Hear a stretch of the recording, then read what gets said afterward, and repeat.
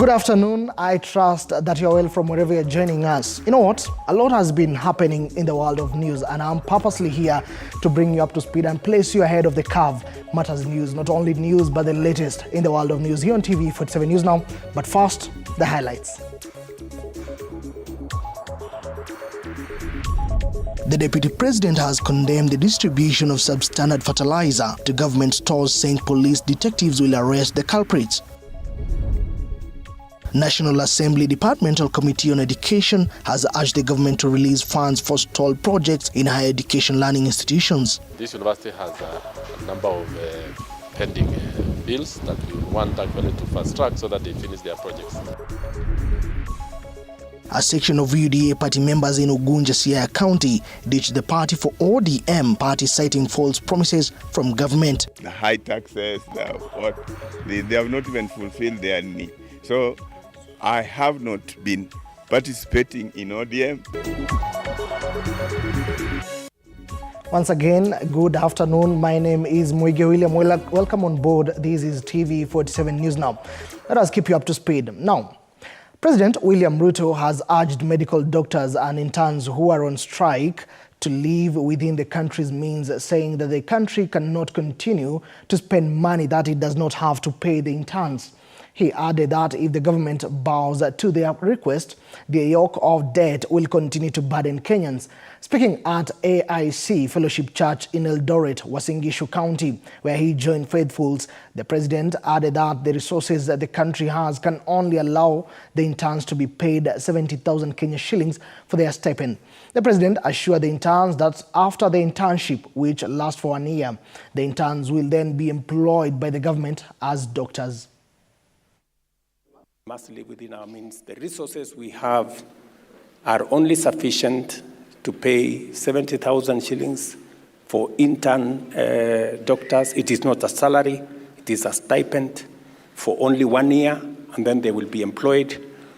And we want all our doctors, all our doctor interns to be taken in, and that is why we are going to spend the resources that we have to make sure all the 1,500 plus or minus doctors, all of them are absorbed at once, and we have the resources to make sure that they are absorbed at what we have offered as government, because as a nation, we must live within our means. I am very confident that as a country, we are going to make the right decisions.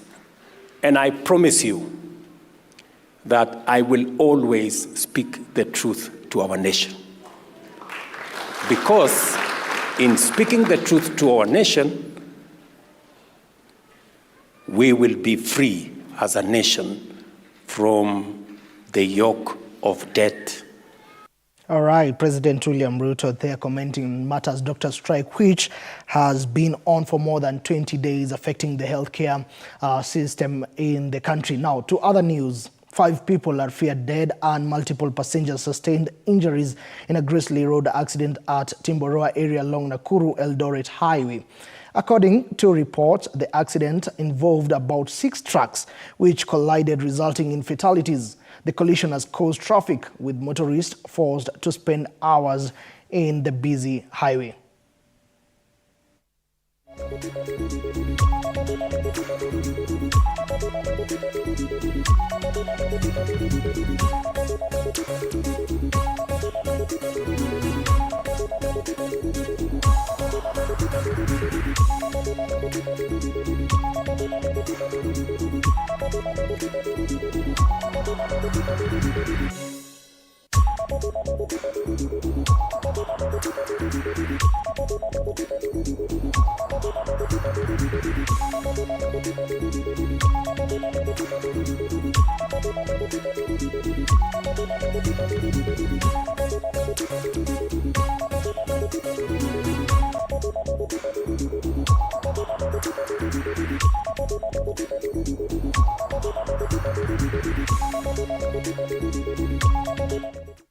All right, that is the state of our roads. Condolence to the affected families. Elsewhere, Deputy President Rigathi Gachagua has assured Kenyans working and living abroad that the country is secure and the economy has recovered. While addressing over 400 members of the diaspora community in Kigali, Rwanda on Saturday night, the Deputy President urged Kenyans living abroad to invest in Kenya and purchase the government's affordable houses. The second-in-command also highlighted appreciation of the Kenyan shilling against the dollar, hiring of 56,000 teachers to bridge the teacher-student ratio and development programs of the government. At the same time, the Deputy President condemned the distribution of substandard fertilizer to government stores and said police detectives will arrest persons involved in the scam. He said rogue suppliers delivered a consignment of 50,000 bags of substandard fertilizer, an amount that he said is negligible and cannot affect the country's food security situation. To see you all and to confirm government's deliberate efforts to provide structures and systems that protect your welfare and rights, and also to work with you and support you to harness the immense potential of Kenyans in the diaspora for the socio-economic development of our great country. I can also confirm that the government has expanded digital provision of public services to encompass 14,000 services, and it is our commitment to ensure full digitization, which has not only enhanced efficiency and integrity in the provision of government services, but also improved revenue collection. The issue of the reported fake fertilizer is a small issue because the quantity involved is negligible. You know, in an exam, 70% is A. So we have imported over 4 million bags of fertilizer. So only 50,000, we got a crooked supplier. Back home, farmers and conservation stakeholders have come together to revive the degraded Aldama Ravines forest, which was once a vibrant ecosystem. The Perkera River, which originates in that particular forest and flows downstream to Lake Baringo, is a vital lifeline for countless farmers. The Aldama Ravine Sub-County Commander, leading the initiative alongside Juhudi Kilimo, emphasized the importance of a multi-sectoral approach between government officials, environmental organizations, and local communities is crucial for the success of agroforestry in Baringo County. Speaking in Kapcholoi, a representative of Juhudi Kilimo said embracing agroforestry, Baringo farmers will secure their own livelihoods and contribute to environment sustainability. Most of them depend on rain-fed agriculture, and the only way that we can make sure that their crops are doing very well and productive, or from the production from their land is optimum level, is to make sure that there is sufficient rain. So we decided to tackle this from the nature point, and this is where we encourage farmers to be able to plant trees within the area. So this project really is to empower or to bring more energy to the ecosystem, whereby the trees bring the rains or to the area. Forest for any other activity that is not designed, then they meet the legal measures that are there in place. So from the forest, we move on to the forest products wherever they are being moved illegally. And as police officers, we've really sealed the maybe routes and everywhere that used to be maybe permitted or taken advantage of by those who are doing the illegalities that are there. When we conserve the island, we give water to the lowland, and they benefit from our waters, because this is a Perkera River, some meters from where we are, where we work with all the stakeholders in trying to rehabilitate the areas where illegal activities early 90s took place, because we want to make our area and make our people understand that we need to to rehabilitate all the areas so that we don't face challenges of the climate change. All right, now let us shift gears to matters education. The National Assembly Departmental Committee on Education now wants the government to fast-track releasing of funds meant for ongoing projects in public universities. The members of parliament, led by Julius Ameli, member of parliament for Tinderet, who had toured Moranga University of Technology, where they inspected the implementation of projects funded under the 2023-2024 financial year budget, said they have seen a number of stalled projects in public universities due to lack of funds. Meli noted with concern that there were several stalled projects across various universities and asked the government to prioritize clearing the pending bills so that the projects could be completed. The committee was gathering feedback and working on corrective interventions in instances where there has been challenges in budget implementation. Meli said the committee wants to ensure that all university programs were brought together and one regulator under the Commission for University Education will be accrediting all those programs across the universities so that the institutions that do not have to issue double accreditation. As a Committee of Education, we want to ask the government. This university has a number of pending bills that we want actually to fast track so that they finish their projects. We've also looked at the university programs that are ongoing, if they are accredited and if they are actually, they follow as per the Commission of University Education Act. And we realize that most of the programs are accredited. They are actually done by the law.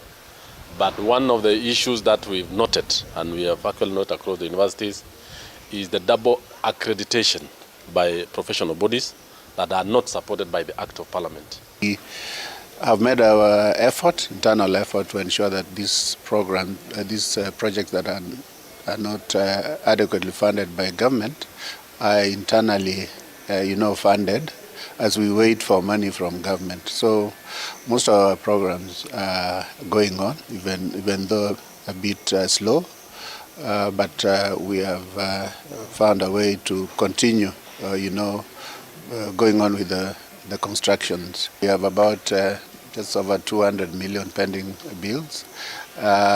We've been requesting the ministry to find a way to support those pending bills. All right, still on matters education, the government has been urged to put more resources in technical and vocational education and training institutions.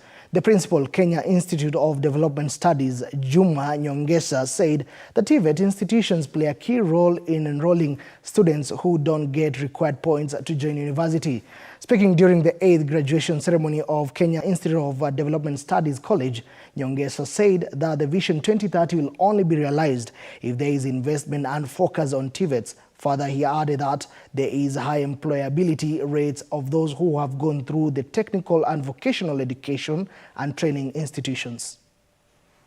For this country is TVET. If you look at the KCSE results that came out last year, only 25% were able to score C+ and above.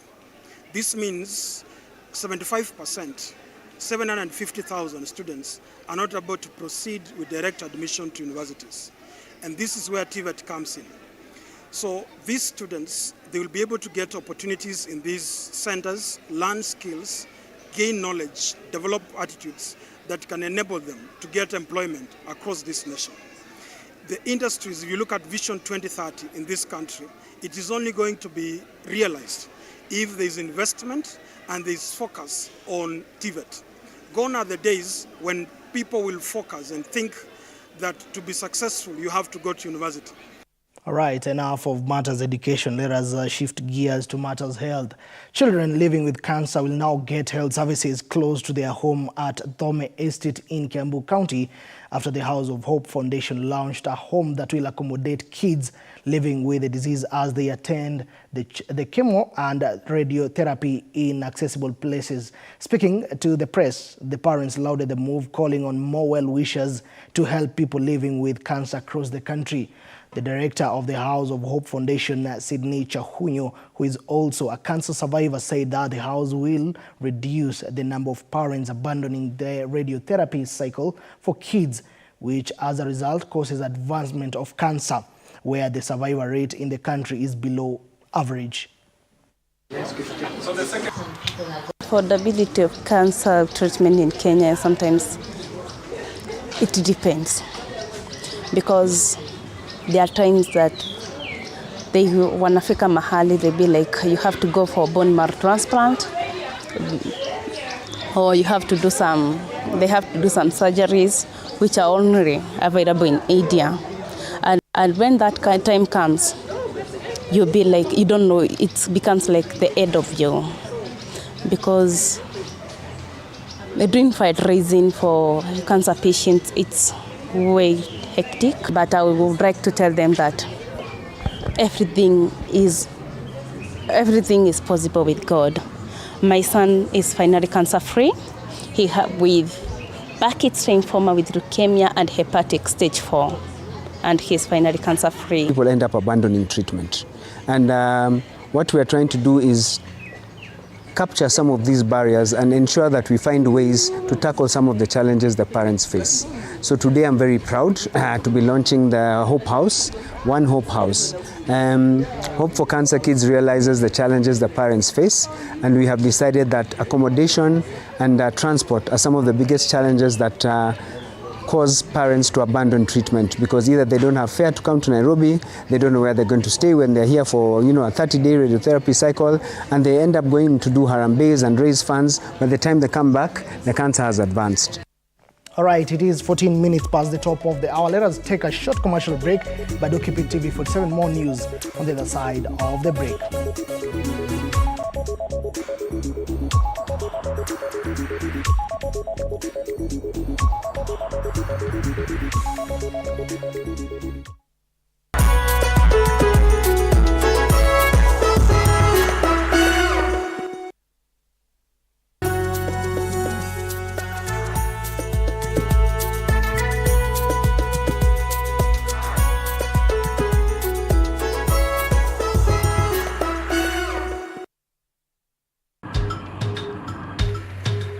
Na safari hii katika Mfahamu Kiongozi tutakuletea viongozi aina mbalimbali. Nikuwe na Nisani kama 10 na pia nikuwe menua minibus. Minibus niko niwa. Kushinda unaangalia simu ya mzee. Soma Biblia ama ingia kwa washroom ujisugue. Mpaka nimetoa hivi. I don't know whether any of my children would want to get into the political field. Sijajua bado. Kila Alhamisi saa 1:30 kuendelea.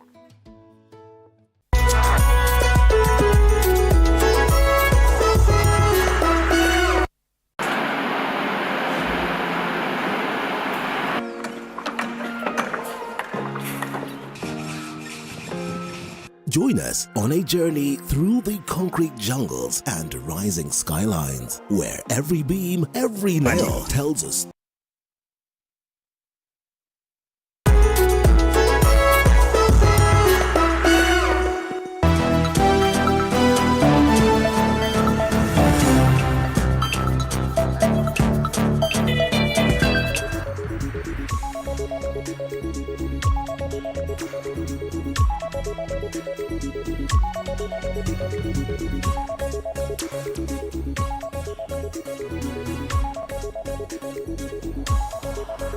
Welcome back. This is TV 47 News Now, our afternoon bulletin, keeping you up to speed on what has been taking shape in the world of news. Now to more news. UDA members in Ugunja constituency have ditched the party to joining its main political rival, ODM, describing it as a house full of empty intimidation and empty promises. Speaking at the ODM party offices in Ugunja town, where the ODM officials led by Sylvester Wino welcomed them, the defectors, rather led by the chairman of the Ugunja Boda Riders, Maurice Amenya and Julius Onyango, said they were forced to leave the ruling party on realization that it was full of empty promises. I want to thank ODM that they have decided now to embrace everybody. Me, I was pushed out.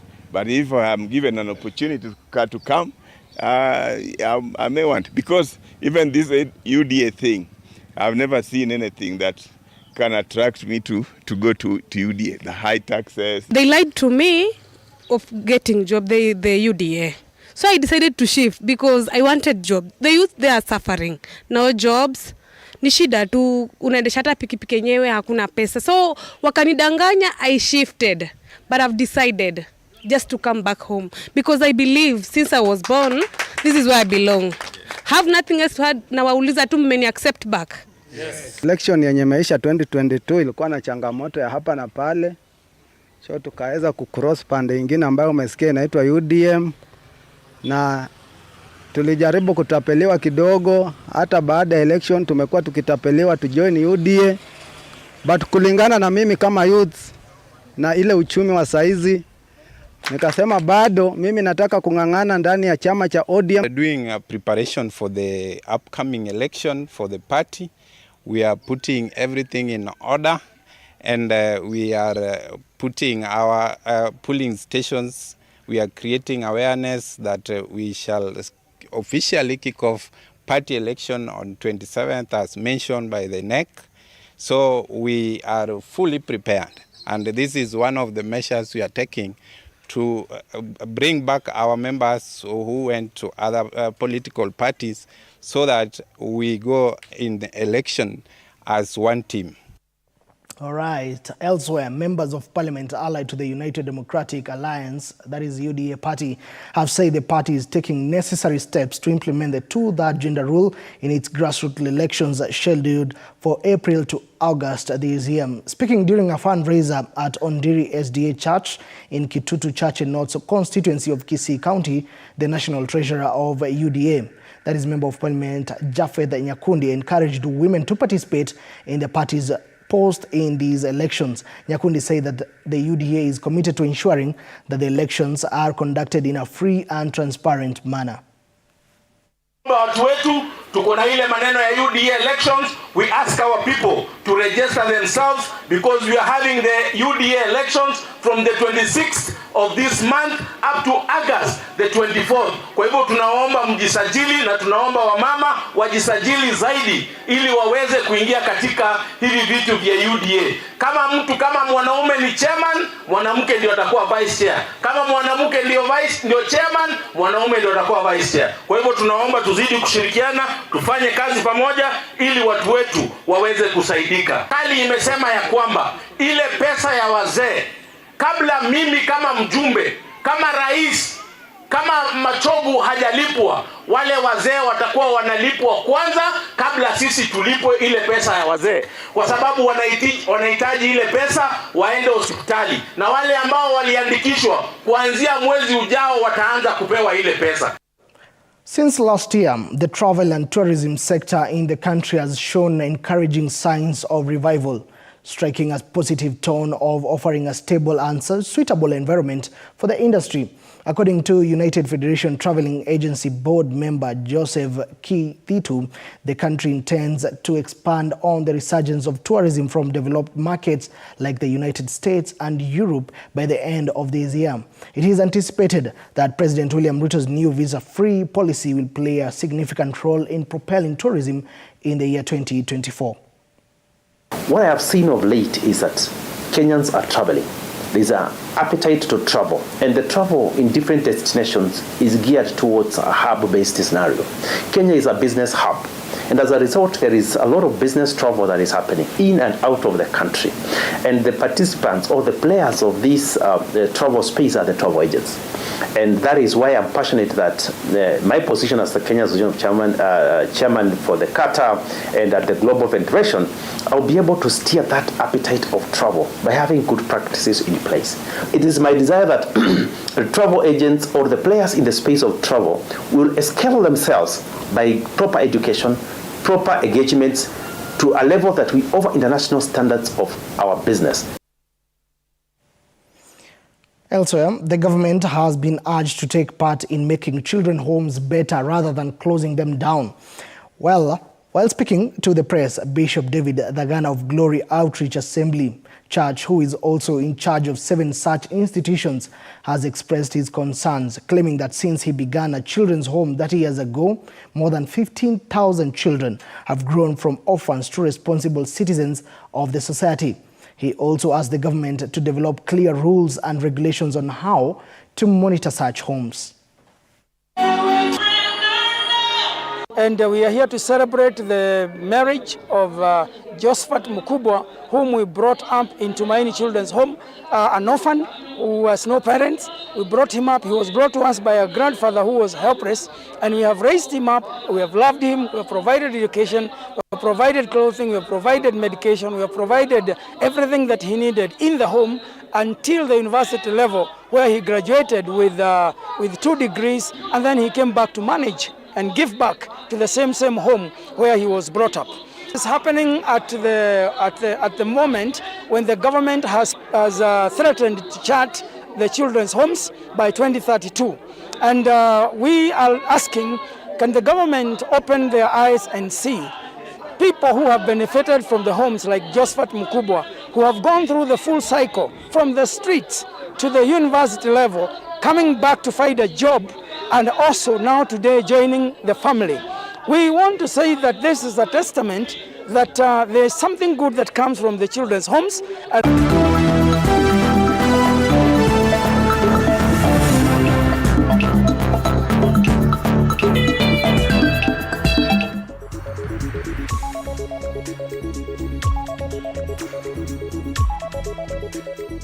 All right, now to matters sports. The Ministry of Education, in partnership with a non-governmental organization in Lunga, Kwale County, has initiated a sporting activity competition for children living with disability in a bid to explore and discover their capabilities. The competition involved different tracking field and outdoor games that were held in Vitsangaleni Primary School, attracting over 80 participants from 6 schools of children with special abilities. The activity seeks to integrate the disabled children with those in normal schools to prevent stigma and nurture their talents. This helps children with cerebral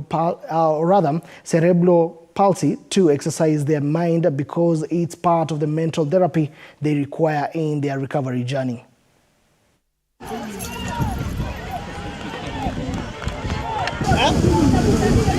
Tunajaribu kuhakikisha kwamba tunaweka chini kabisa zile barriers ambazo ziko na kuonyesha ya kwamba pia watoto wetu wako abled katika viwango vyao tofauti. Ndio maana tuko hapa leo, ili watoto ile stigmatization iweze kuondoka. Watoto wenyewe hata ukiangalia sasa wanashirikiana tu wakisaidiana katika kila hali. Sasa hizi ni shule ambazo ni za kawaida, lakini tumejenga special school units zikichanganyikana na hizo. Hawa watoto zaidi, they are good at talents. Wako na uwezo ya kufanya vitu tofauti na mikono, kama kushona, kujenga, kuimba. Itasaidia hata ule mzazi ambaye ameona mtoto wake haizi fanya kitu chochote, kutoa ule mtoto na kumleta nje aweze kuenda shule, aweze kupata hizi services zenye ziko pale nje. Wengi wao walikuwa hawajiwezi hata kutembea, wamefanyiwa physiotherapy hapa na wanajihisi binadamu. Na wale watu wengine ambao wamewaleta na majirani I mean the school, primary school, wametambua kwamba kumbe hao watoto walemavu wanaweza kuwa na uwezo wa kufanya mambo na kujisimamia kama binadamu wengine yeyote yule. Wazazi wenzangu wengine hajaamini kukaa shule inachangamsha akili, lakini mimi sasa hii najua hii shule inaweza kuchangamka akili mtoto. Good initiative right there. Elsewhere, Eldoret Sports Club's James Chirchir carded a remarkable round of 41 points to claim victory in the Division 1 category of his home club's leg of the 2024 NCBA Golf Series. The handicap 11 golfer shrugged off stiff competition from fellow clubmate Joseph, whose equally commendable 38 Stapleford points at the end of the play secured him the runner-up position in the ladies category. Miriam Wanjiko, playing off handicap of 12, showcased her talent and skill, clinching